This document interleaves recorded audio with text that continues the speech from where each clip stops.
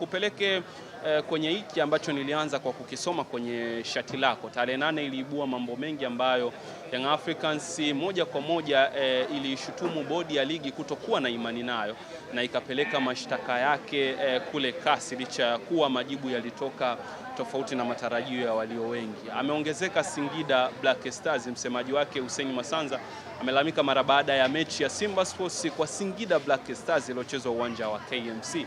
Zimeongezeka timu nyingine sasa, hapo nyuma zinatajwa kuwa timu 6, lakini bodi ya ligi wao wenyewe wanadai kuwa hawajapokea malalamiko ya aina yote kutoka kwa hizo timu ambazo zinazungumzwa.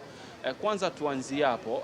Unadhani ni kweli kile kinacholalamikiwa wewe unakitazama kuwa kipo, kwamba kuna namna moja ama nyingine wapo watu wananufaika na maamuzi ya waamuzi kwanza, lakini pili bodi ya ligi imeonekana kutokuwa na maamuzi ya haraka katika yale ambayo yanalalamikiwa? Ukitaka kuthibitisha kwamba ni kweli ama si kweli, twende kwa neno la kwanza. Kama ni kweli, umeona mazungumzo ambayo yamekuwa yakifanyika baadhi ya uongozi wa klabu ya Simba. Mpaka sasa hakuna kiongozi wa bodi ya ligi TFF aliyetoka kuyakemea. Maana yake na kwa mantiki hiyo, kuna uwezekano mkubwa kabla ya ligi kuanza kulikuwa na mazungumzo baina ya Simba, bodi ya ligi na TFF na hata mamlaka zinazosimamia waamuzi wanaokuwa wanaenda kuamua mechi. Sio mechi moja ambayo imekuwa na sintofahamu ya Simba kwamba ni mechi ya Singida na Simba, la hasha. Kuna mechi takriban 5 mpaka 7 ambazo zimekuwa na sintofahamu ambazo zinakuwa zinamhusisha Simba. Mechi ya Simba na Mashujaa ilikuwa na sintofahamu kubwa, watu wengi waliongea. Mechi ya Simba na Pamba Jiji watu wengi waliongea. Mechi ya Simba na Tanzania Prison pale Mbeya watu wengi waliongea. Mechi ya Simba na Coastal Union KMC watu wengi waliongea. Mechi ya Simba na Singida Black Stars pale uwanja wa Aliti watu wengi waliongea. Mechi ya Simba na Singida ya juzi watu wengi tunaendelea kuzungumza. Na kwa nini sisi peke yetu ndio tunaoendelea kuongea wakati kuna mamlaka zinazohusika na mpira? Mimi nadhani kabla yetu sisi kuzungumza, mamlaka zilitakiwa zitoke hadharani ziongee chochote, kwa sababu hata wao wanaona, na kuna hata wageni ambao wanakuja Tanzania hii wanaona. Kuzungumzia waamuzi, ni dhahiri kwamba tangu msimu umeanza Simba amekuwa ni mnufaikaji mkubwa wa waamuzi kutokana na mechi wanazokuwa wanazichezesha, baadhi ya mechi wanazokuwa wanazichezesha. Sio kwamba Young Africans hakuna mechi ambazo waamuzi wamekuwa wakienda against na sheria, zipo takribani mechi 3 mpaka 4. Lakini unakuja kuangalia kwamba hakuna mwamuzi aliyekamilika duniani kote. Kombe la Dunia 2022 Korea Kusini walikuwa wanacheza, sikumbuki walikuwa wanacheza na nani. Walitoa mpira nje na wakafunga goli na mpira ukapelekwa kati. Na ule mpira umefungwa alarm na kuna VAR na mbele ya viongozi wa mpira. Na Newcastle amewahi kumfunga Arsenal, katoa mpira nje kafunga goli na mpira ukaenda kati na VAR ipo. Manchester City amewahi kufungwa goli 2 za offside na Manchester United na mpira ukaenda kati. Hayo ndio tunasema matatizo ya kibinadamu. Kwa nini? Unaangalia situation au matukio mangapi yanayofanyika kwenye mechi moja. Kwa hiyo mechi ya Manchester City na Manchester United tunaweza tukasema ni tukio moja ambalo lilitokea. Lakini ukija kwenye mechi za Simba na wapinzani wake, kwa mfano natolea mechi ya Namungo dhidi ya Simba, mechi ya kadi nyekundu ambao kila mtu alidauti, na mwisho wa siku kamati ya masaa 72 ikakaa ikajiridhisha, ikabaini kwamba haikustahili kuwa kadi nyekundu. Tuliona imefutwa. Lakini je, mwamuzi alichukuliwa hatua gani? Mpaka leo tunaendelea kumuona na survive kwenye ligi. Yule mwamuzi aliyeboronga mechi ya Namungo aliboronga kwenye mechi dhidi ya Coastal Union. Coastal Union anaenda kupata goli la 3, tunaambiwa mpira umeisha. Vuta picha, ingekuwa ni Simba anaenda kushambulia, je, movement ya Simba ingeuawa kwa kumalizika kwa mpira? Yule mwamuzi alichezesha mechi dhidi ya Tabora, Simba dhidi ya Tabora. Mpanzo anapewa penati ambayo haikustahili kuwa penati. lakini mwamuzi bado anaendelea kusurvive kwenye mechi zote ambazo anakuwa anapangiwa kuchezesha. Kuna kamati ya masaa 72 ambayo inahusika kufanya maamuzi. Kuna kamati inayohusika na waamuzi, kuna TFF, kuna bodi ya ligi, lakini bado hatujaona mpaka sasa wakiwa wametoa kauli yoyote ile dhidi ya maamuzi yanayokuwa yanafanyika. Kabla ya kuanza kwa msimu, Young Africans alikuwa anashiriki michuano ya kimataifa, alikuwa anaanzia awali. Young Africans, Coastal Union na Azam.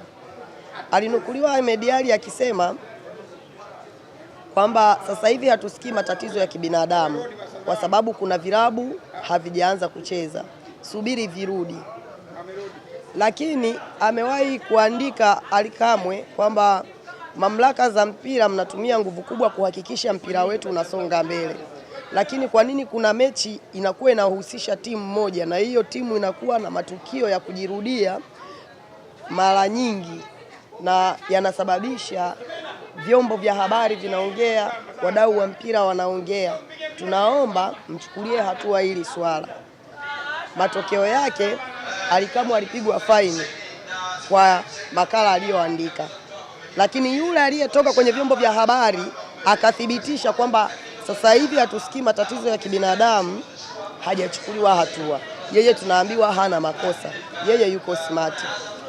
Ndio maana nakwambia kabla ya kuanza kwa msimu kuna mazungumzo yalifanyika baina ya Simba, bodi ya ligi, TFF na wanaohusika na waamuzi. Kwa maelezo yako Eliza, ni kwamba unaiona Simba Sports ni mnufaika wa maamuzi ya bodi ya ligi pamoja na 100%. Yani kinachosababisha tuseme hivyo ni maamuzi yanayokuwa yanafanyika kwenye mechi, alafu hakuna hatua inayochukuliwa. Alafu anajitokeza kiongozi anaongea simple sana kwamba tunawapongeza waamuzi, tunawapongeza labda watu fulani wamefanya vizuri. Kwa hiyo kwa mantiki hiyo unajua vitu ambavyo vinaonekana wazi havihitaji uthibitisho. Mechi ya Singida na Simba ya juzi, penalti 3 walizonyimwa Singida. Vuta picha yale matukio yangetokea upande wa Simba, zisingewekwa penalti. Zinaongezwa dakika 5 ambazo dakika 5 pekee golikipa wa Simba ndo alizimaliza kwa kutibiwa. Kwa mujibu wa sheria za FIFA, golikipa anatibiwa dakika 5. Zikiisha dakika 5 anatolewa nje. Lakini baada ya dakika 90 kuisha ziliongezwa dakika 5. Ndani ya dakika 5 zilizoongezwa ndizo ambazo golikipa alitibiwa. Huyo golikipa kama alikuwa anazipotezea muda, maana yake hazikustahili kuongezwa dakika 5. Angekuwa anaongoza Singida goli moja, zisingeongezwa dakika 5. Kumbe sasa narudia kusema, kabla ya kuanza kwa msimu kuna mazungumzo yaliyofanyika baina ya Simba Sports Club, bodi ya ligi na TFF. Ndio maana mpaka sasa hivi watu wengi ambao wamehusika kwenye mechi za Simba, aidha ni marefa, viongozi wa Simba, hakuna kiongozi yeyote wa Simba aliyetoa kauli kama ambazo mmeendelea kuzisikia ambaye amechukuliwa hatua. Ushauri wako, mimi naomba nikupeleke kwenye ushauri ili tukimbizane na muda, ili uone suruhisho linapatikana la haya ambayo mnayaona hivi sasa Simba Sports, bodi ya ligi pamoja na shirikisho lenyewe. Nini kifanyike? Ushauri wangu, bodi ya ligi wanatakiwa watupishe kwa sababu wameshindwa kazi. Wajiuzuru. Ndiyo. TFF wanatakiwa watupishe kwa sababu wameshindwa kazi. Mamlaka zinazohusika na marefa naona jana wameanza kufanyiana uchaguzi wenyewe, wameanza kuchaguana. Na wao kama wapo ambao walikuwepo wanatakiwa wapishe, ili tupate watu watakaoweza kusimamia sheria na kanuni na watakaoweza kuliongoza gurudumu la mpira wa Tanzania ili uweze kufika mbali, ili tupate ligi bora halali. Hatutakiwi kuwa na makando kando. Huwezi kuniambia hii ni ligi bora ya 4 barani Afrika ili hali ina timu moja ambayo ndio inaongoza mamlaka za mpira. Kitendo cha Simba kusema hatutapeleka timu uwanjani na wewe ukapokea, maana yake umegonga muhuri kwamba wewe unafanya kazi kwa kufuata amri ya Simba. GSM aliwahi kutaka kudhamini ligi, aliyekataa alikuwa ni Simba. Maana yake bodi ya ligi na TFF wanawasikiliza Simba. Simba ndiye anayepanga mwamuzi yupi awachezeshe. Kwa nini nasema hivyo? Arajiga ndo mwamuzi ambaye tunamwamini sisi ni bora kwenye nchi yetu mpaka sasa. Lakini Arajiga hakuna mechi yoyote ile ya Simba aliyoichezesha mpaka leo. Kwa hiyo leo yupo kwenye Singida baada ya kelele nyingi sana kutoka. Na leo mimi nakuthibitishia kuna madudu mengi tutayaona. Hicho ni kivuli ambacho Arajiga amepewa. Lakini kuna madudu mengi leo tutayaona kwenye mechi ya nusu fainali pale kwenye uwanja wa Manyara Tanzanite kwa Arabu. Lakini tofauti na hapo, kama hawataweza kusimamia kanuni na sheria na kama hawataweza kutoka madarakani, tutaendelea kuona madudu mengi kwenye ligi ya Tanzania. Watupishe madarakani kwa sababu wameshindwa kusimamia kanuni na sheria. La wanasinza ambao walikuwa na mkutano wa kikanda wamejadili yao ya kindani, na sisi tumepata nafasi ya kuketi na Madam Eliza, shabiki wa Young Africans lakini mwanachama pia wa ndani wa Young Africans. Bwana, hali yako iko? Safi kabisa. Niko poa. Mimi nikisoma shati yako inasema hatuchezi, imeisha tarehe 8 March 2025, mechi namba 184. Nianzie hapo. Hii ni ya kwako peke yako au mlio plinti t-shirt za namna hii mpo wengi? Tuko wengi. Ndio. Lakini hii ya March brand hii naona wewe tu ndio umevaa. Wengi wana ile hatuchezi. Ile ni toleo la pili, hili ndio toleo la kwanza. Ndio. Okay. Bana, mimi nitakupeleka moja kwa moja kwenye ajenda mlioizungumzia hii leo. Kwanza ukimsikiliza mkurugenzi wa wanachama pamoja na mashabiki Ibrahim Samuel, Alex Ngai pamoja na Munir ambao wanatoka kamati tendaji Young Africans, unaiona dhamira ya dhati ya ndani ya wao kuamsha wanachama katika kulipia ada ya wanachama. Wewe ukiwa sehemu ya mwanachama, unaweza ukawaeleza wengi ambao wana kadi lakini hawajui faida ya kuwa mwanachama, wewe unanufaikaje na nafasi yako ya wanachama tena ukiwa hai ndani ya klabu? Kwanza kabisa tunatakiwa tutambue kwamba kwa msimu huu Young Africans uwanja anaoutumia, uwanja wake wa nyumbani, ni uwanja unaobeba watu ambao hawafiki hata 20,000. Ili hali hapo awali tulikuwa tumezoea kutumia uwanja wa Mkapa ambao unabeba watu 60,000. So uwanja wa KMC unabeba takriban watu kama 2,000, sidhani kama wanafika. Kwa maana hiyo unakuwa hakuna nafasi kubwa ya kupata mapato kama klabu. Na uwanja wa KMC unalipiwa milioni 6 kwa kila mechi. Na sidhani kama tunavyokuwa tunaenda uwanjani huwa tunafikisha ile milioni 6 kwa kila mechi. Maana yake kwa mapato yanayopatikana pale bado kuna pesa ambayo huwa klabu kama klabu inaongezea au uongozi unaongezea kwa ajili ya kulipia uwanja wa KMC. Kwa hiyo kitendo cha kuhamasisha au kitendo cha viongozi wa klabu ambao ni wajumbe wa kamati tendaji ya Young Africans kuanzisha hii kampeni ya kuhamasisha watu kulipia kadi, maana yake ni kwamba kuna mapato tunatakiwa tuweze kuyaingiza sisi kama sisi. Ukiachilia mbali uongozi kazi wanayoifanya ya kulipa wachezaji na kuweza kuifanya timu kufika kwenye eneo la mechi, na sisi ndio tunatakiwa tuisapoti timu. Tunaisapoti vipi pasina kulipia kadi ambayo tumeikata na kuweza kuhakikisha klabu inafika kwenye eneo la mechi na kuweza kuhakikisha klabu au timu inaweza kufanya mazoezi katika mazingira mazuri. Kwa hiyo mimi nadhani kitendo cha uongozi kuhamasisha wanachama waweze kulipia kadi zao, kumiliki kadi pasina kulipia ni kama mzigo unajipatia, ni bora ukaiachia ili wakatafutwa watu ambao wana uwezo wa kulipia hiyo kadi. Kwa hiyo mimi nadhani tuendelee kuhamasishana ili tuweze kulipia kadi, tuweze kupata pesa itakayoweza kuifanya Young Africans iweze kulipia uwanja, iweze kuwatafuta wachezaji wazuri. Sasa hivi tunaweza tukaanza kulalamika kwamba timu haifanyi vizuri au kupongeza timu inafanya vizuri pasina kujua kwamba sisi ndio tunatakiwa tufanye ili timu iweze kufanya vizuri. Hatuna uwanja wetu sisi. Uwanja tulionao ni wa kukodi.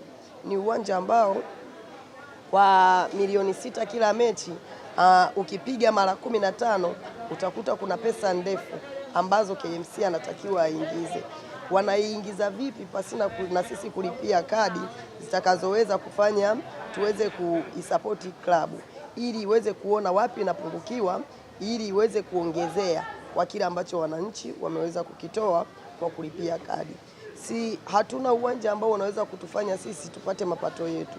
Hatuna kitu ambacho kinaweza kutufanya sisi kuweza kuingiza fedha, tofauti na kwenda kuinunua jezi ya Young Africans na kulipia kadi ya wanachama na kwenda uwanjani kwa wingi, ili tuweze kuona mwisho wa siku kile ambacho tumekivuna ni kipi. Na ninachokijua, kuna option kubwa sana ya msimu huu klabu ya Young Africans kuingia hasara. Kwa nini? Ni kutokana na uwanja ambao tunautumia, kwamba tunatakiwa tuulipie na wanachama au mashabiki wanaingia uwanjani wachache. Hata tukisema tukaujaze ule uwanja, bado hatuwezi kupata pesa ambayo inaweza kukidhi kulipia ule uwanja kwa kila mechi. Kwa hiyo tunatakiwa tujitahidi sisi wenyewe pasipo kusukumwa, kwa sababu tumeipenda wenyewe Young Africans. Hatukuweza kusukumwa na mtu kuweza kutafuta kadi ili tuweze kuisapoti klabu yetu iweze kufanya vizuri. Inawezaje kufanya vizuri kama sisi wenyewe tunaweza kuifanya ishindwe kuweza kufika kwenye kituo cha kazi? Kama sisi wenyewe hatulipii kadi kwa wakati, hatununui jezi eneo husika, ina maana sisi ndio tunakuwa namba moja wa kuirudisha nyuma klabu yetu. Kwa hiyo mimi nadhani ushauri wangu kwa wanachama wenzangu na mashabiki, pasina kujali ni kiasi gani tunachotakiwa kutoa, pasina kujali uchumi tulionao, kila mtu uchumi wake tunaujua, uchumi wa Mtanzania yeyote, na watu wengi wanaopenda klabu ya Young Africans ni watu wa hali ya chini, lakini tunatakiwa tuisapoti klabu yetu hata kwa kutunza 1,100 kwa mwezi. 1,100 ni shilingi 30,000 ambayo tayari unakuwa umeishalipia klabu 24,000 kwa mwaka, tena unakuwa na kiasi kingine kinachoweza kubaki. Kwa hiyo mimi nadhani tusikate tamaa. Sisi wenyewe ndio tunatakiwa tuipush klabu yetu na kuweza kuhamasishana sisi kwa sisi, ili tuweze kupata fedha itakayoweza kuisaidia klabu. Umeeleza vizuri, na ambaye hajui faida atakuwa amepata uelewa wa kujua faida ya kulipia ada ya wanachama kwa mwaka inaweza kuisaidia vipi klabu na hali ambayo unaiona kwa hivi sasa.